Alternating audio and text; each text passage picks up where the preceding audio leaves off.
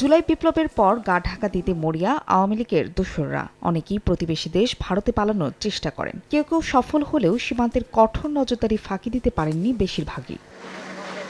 যোগাযোগের মাধ্যম সহজ হওয়ায় ভারত পালাতে অধিকাংশই বেছে নেন বেনাপোল সীমান্ত, যার কারণে বিশেষ সতর্ক অবস্থানে বিজিবি, পুলিশ সহ গোয়েন্দা সংস্থাগুলো। ইমিগ্রেশনে সন্দেহভাজনদের পাসপোর্ট চেক ও জিজ্ঞাসাবাদ ছাড়া দেওয়া হচ্ছে না ছাড়পত্র।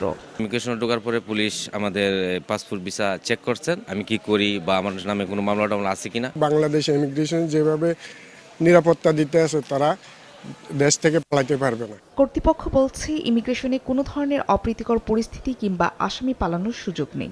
বাংলাদেশ পুলিশের ইমিগ্রেশন সফটওয়্যার সিস্টেম যথেষ্ট সুরক্ষিত আছে, আর এরকম সুরক্ষিত আছে বলেই আমরা ইতিমধ্যে বেশ কয়েকজন আসামিকে আটক করতে সক্ষম হয়েছি।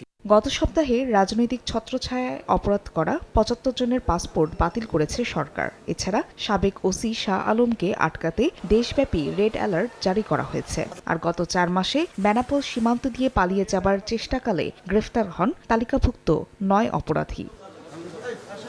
সময় সংবাদ, বেনাপোল।